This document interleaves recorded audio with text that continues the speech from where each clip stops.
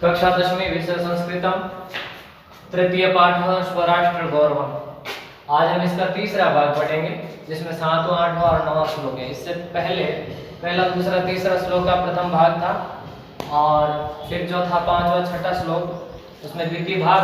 आज हम तृतीय भाग के बारे में पढ़ेंगे जिसमें 7 8 9 श्लोक दिए गए हैं। पहले सबसे पहले श्लोक दिया हुआ है, उसके बाद में उसका अन्वय है और फिर अनुवाद है। समझेंगे इसे। राष्ट्र दृष्टि नमस्यामो राष्ट्र मंगलकारिणीं यया विना न पश्यन्ति राष्ट्रं स्वनिकट स्थितम्। यह जो राष्ट्र है, इस राष्ट्र में ऐसी राष्ट्र दृष्टि को नमस्यामः यानी हम नमस्कार करते हैं जो हमारे राष्ट्र का मंगल करने वाली है, जो हमारे राष्ट्र का कल्याण करने वाली है।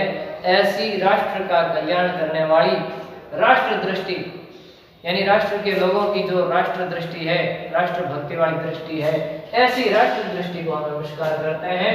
यया बिना न पश्यन्ति राष्ट्रं स्वनिकट स्थितम्। जिसके बिना, यया बिना, बिना के और तृतीय विभक्ति का प्रयोग किया गया है। यह तो शब्द रूप की स्त्रीलिंग तृतीय विभक्ति का एक वचन है यया। यया बिना न पश्यन्ति, जिसके बिना नहीं देख सकते हैं हम अपने स्वनिकट, अपने निकट स्थितम यानी स्थित राष्ट्र यानी राष्ट्र को, जिसके बिना हम अपने निकट स्थित राष्ट्र को भी समझ नहीं पाते हैं, देख नहीं सकते हैं। इसलिए हमारी जो दृष्टि है वह राष्ट्र का कल्याण करने वाली दृष्टि होनी चाहिए। अब इसका अन्वय देखिए। राष्ट्र मंगल कारिणीं राष्ट्र दृष्टि नमस्यामः। राष्ट्र का मंगल करने वाली, राष्ट्र का कल्याण करने वाली राष्ट्र दृष्टि को नमस्कार करते हैं। नमस्यामः यानी हम सब नमस्कार करते हैं। यया बिना यानी जिसके बिना, स्व निकट स्थितम, जिसके बिना अपने निकट स्थित होते हुए अभी भी राष्ट्रम यानी राष्ट्र को न पश्यन्ति यानी नहीं देख सकते हैं, नहीं देख पाते हैं। अनुवाद। राष्ट्र का कल्याण करने वाली राष्ट्र दृष्टि को हम नमस्कार करते हैं जिसके बिना हम अपने निकट स्थित राष्ट्र को भी नहीं देख सकते हैं। समान संस्कृति मतां यावती पितृपुण्य भुवं तावती भुवम् आवृत्य राष्ट्रम एकम निगद्यते। समान संस्कृति मतां, अन्वय देखिए। समान संस्कृति मतां जनना यानी समान संस्कृति को, मत्ताम यानी मानने वाले, जननाम यानी लोगों की षष्ठी विभक्ति का प्रयोग किया गया है। षष्ठी विभक्ति का बहुवचन है। समान संस्कृति मत्ताम यानी मानने वाले, जननाम यानी लोगों की, यावती अव्यय पद है। यावती पितृपुण्य भू, यावती यानी जो, समान संस्कृति को मानने वाले लोगों की जो पितृपुण्य भू, जो पैतृक जमीन है, जो पुण्य भूमि है, जो उनकी मातृभूमि है, तावती भुवम, भुवम तावती यानी उस प्रकार की, भुवम यानी जमीन को या धरती को या उनकी भूमि को, आवृत्ति यानी मिला करके, एकम राष्ट्र निगद्यते एक राष्ट्र बनता है या एक राष्ट्र कहलाता है।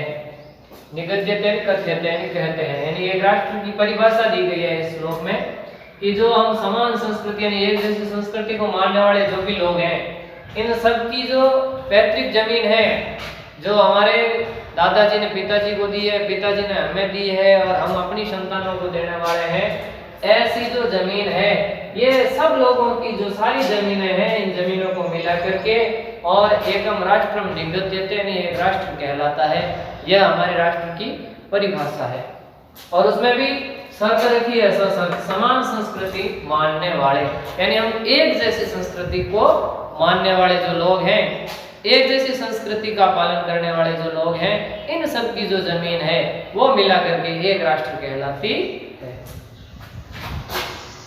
पितृपुण्य पितृभूत्वं पुण्यभूत्वं द्वयं यस्य न विद्यते तस्य स्वत्वं तत्र राष्ट्रे भवितुं न किल अर्हति। किल यानी निश्चित रूप से और अर्हति यानी योग्य, और आगे ना आया इसलिए निश्चित रूप से वह व्यक्ति योग्य नहीं है। जिसके पास क्या नहीं है?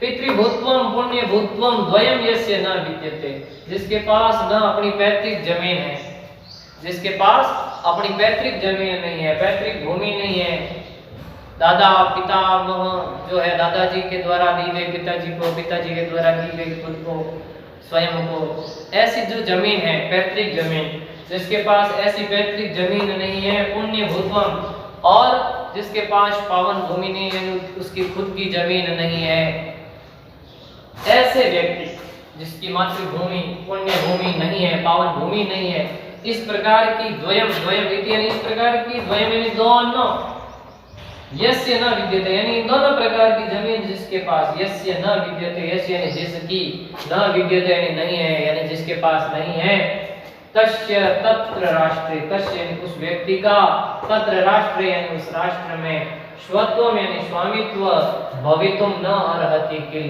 उसका स्वामित्व इस धरती पर, इस राष्ट्र पर, भवितुम न अर्हति किल, निश्चित रूप से उसका स्वामित्व होना योग्य नहीं है, निश्चित रूप से इस धरती पर उसका स्वामित्व होना या इस राष्ट्र में उसका स्वामित्व होना उचित नहीं है, योग्य नहीं है।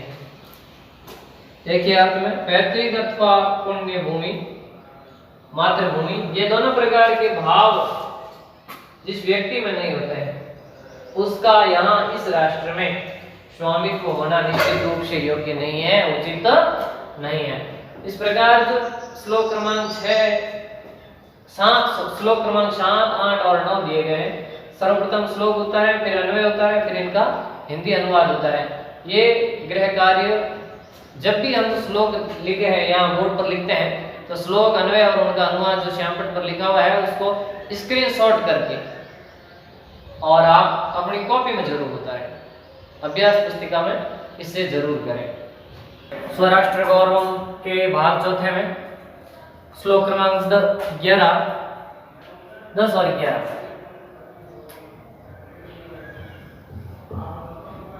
दसवां श्लोक देखिए, राष्ट्रस्य उत्थान पतने राष्ट्रियान् अवलंब्य ही भवतः सर्वदा तस्मात् शिक्षणीय राष्ट्रियः, तस्मात् शिक्षणीय, इसका संधि विच्छेद हो जाएगा, तस्मात् धन शिक्षणीय,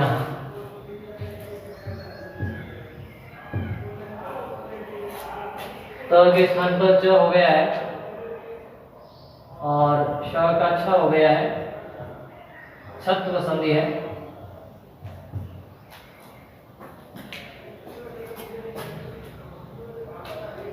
तो भवतः सर्वदा तस्मात् शिक्षणीयः तु राष्ट्रियः। अन्वय देखिए, राष्ट्रियान् अवलंब्य ही राष्ट्रस्य उत्थान पतने, यानी राष्ट्रस्य उत्थान पतने राष्ट्रियान् ही अवलंब्य, राष्ट्र के उत्थान और पतन में, राष्ट्र का विकास करने में, उसकी उन्नति करने में और राष्ट्र का पतन करने में, इन दोनों ही परिस्थितियों में राष्ट्रियान ही अवलंब्य, राष्ट्रियान यानी राष्ट्र के लोग ही, अवलंब्य यानी सहारा है, राष्ट्र के उत्थान और राष्ट्र के पतन में राष्ट्र के लोग ही जिम्मेदार हैं। राष्ट्र के लोग, अगर उनकी दृष्टि राष्ट्र दृष्टि होगी, राष्ट्र के प्रति कल्याणकारी दृष्टि होगी, तो राष्ट्र का उत्थान करने वाले होंगे, और अगर राष्ट्र के प्रति द्वेष और राष्ट्र के प्रति अगर उनकी भावनाएं, राष्ट्रभक्ति की भावनाएं नहीं होगी, देशद्रोह की भावना होगी, राष्ट्रद्रोह की भावना होगी, तो वह राष्ट्र पतन के गर्त में जाएगा। तो इसलिए राष्ट्र के उत्थान और राष्ट्र के पतन में राष्ट्र के लोग ही सहारा है या राष्ट्र के लोग ही जिम्मेदार हैं। तस्मात् यानी इसलिए, राष्ट्रियः तु सर्वदा शिक्षणीय, इसलिए भवतः, भवता यानी आप सबके द्वारा, यानी हम सबके द्वारा, राष्ट्रियः तु सर्वदा शिक्षणीय, सर्वदा यानी हमेशा, इसलिए आप लोगों के द्वारा या हमारे द्वारा सर्वदा यानी हमेशा राष्ट्रीय यानी राष्ट्रभक्ति की या राष्ट्रीयता की ही शिक्षणीय यानी शिक्षा प्रदान करनी चाहिए, शिक्षा देनी चाहिए या उसका शिक्षण करना चाहिए। श्लोक क्रमांक 11, विद्या शस्त्रम च शास्त्रम च द्वे विधे प्रतिपत्तये, जो विद्या है वह दो प्रकार की होती है, एक तो है शस्त्र विद्या और दूसरी होती है शास्त्र विद्या। तो दो प्रकार की विद्याएं हैं, विद्या शस्त्रम च शास्त्रम च द्वे विधे, द्वे विधे यानी दो प्रकार की प्रतिपत्ति यानी मानी गई है। विद्या जो है वह दो प्रकार की मानी गई है, एक तो है शस्त्र विद्या और दूसरी है शास्त्र विद्या। शस्त्रेण रक्षिते राष्ट्रे, शस्त्रेण यानी शस्त्रों के द्वारा रक्षित राष्ट्र, सुरक्षित राष्ट्र में ही, राष्ट्र यानी राष्ट्र में सप्तमी विभक्ति है, तो शस्त्रेण रक्षित यानी शस्त्रों से सुरक्षित राष्ट्र में ही शास्त्र चर्चा प्रवर्तते यानी शास्त्रों की चर्चा की जा सकती है। अगर हमारा राष्ट्र शस्त्रों के माध्यम से सुरक्षित है तभी हम इसके अंदर बैठ करके, हमारे राष्ट्र में बैठ करके और हम शास्त्र चर्चा कर सकेंगे, अन्यथा शास्त्र चर्चा संभव नहीं है। अन्वय देखिए, शस्त्रम च शास्त्रम च इति द्वे विद्धे प्रतिपत्तये स्तः। अब विद्या के बारे में बताया गया कि वह शस्त्र और शास्त्र दो प्रकार की, द्वे विधे दो प्रकार की प्रतिपत्ति मानी गई है। शस्त्रेण राष्ट्रे रक्षिते यानी हमको शस्त्र विद्या और शास्त्र विद्या दोनों ही सीखनी चाहिए। क्यों? क्योंकि शस्त्र विद्या के द्वारा यानी शस्त्रेण राष्ट्रे रक्षिते यानी शस्त्रों के द्वारा अगर हमारा राष्ट्र सुरक्षित होगा, अगर हमें शस्त्र विद्या का ज्ञान होगा तो हमारा राष्ट्र सुरक्षित होगा, और अगर हमारा राष्ट्र सुरक्षित होगा तभी हम शास्त्र चर्चा कर पाएंगे, अन्यथा शास्त्र चर्चा संभव नहीं है।